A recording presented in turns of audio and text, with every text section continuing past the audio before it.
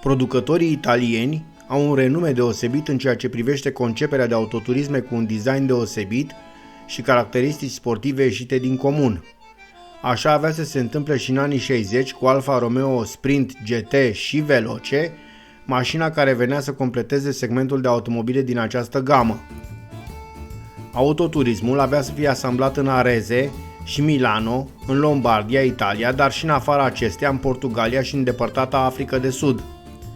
La desenarea acestui automobil uimitor au participat nume importante ca Giorgetto Giugiaro și Bertone, dar și alte companii cu preocupări similare, ca și Caroseria Touring, care a lucrat la versiunea GTC, un model cabriolet al acestui automobil.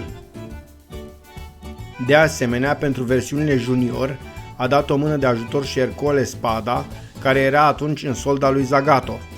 Astfel, Alfa, folosindu-se de acești mari desenatori, a lansat o mașină de sport ce avea să ajungă nemuritoare și foarte apreciată atât atunci, la apariție, cât și acum la mulți ani după ce a devenit un automobil istoric. Mașina venea să înlocuiască superba Giulietta lansată la mijlocul anilor 50 și avea să fie de asemenea înlocuită când avea să iasă din fabricație de Alfetta, altă creație uimitor de sportivă și de arătoasă. Per general, mașina avea să fie asamblată între 1963 și 1977, însă în particular versiunea Sprint GT Veloce a avut o viață mult mai scurtă, fiind în fabricație doar 3 ani, între 1965 și 1968. Autoturismul era un cupe cu două uși construit după formula motor plasată în față și tracțiunea pe punte aflată la spate. În mod particular, mașina avea la dispoziție un motor cu 4 cilindri în linie, twin cam, cu o cilindrie de 1,6 litri. Dacă la partea de caroserie au lucrat oameni foarte pregătiți, așa avea să se întâmple și cu motorul, acesta fiind opera altui inginer renumit, Giuseppe Busso, un om care a lucrat atât pentru Alfa cât și pentru monstrul sacru de la Maranello, Ferrari. Motorul era construit complet din aluminiu, încercând astfel să păstreze greutatea cât mai mică posibil.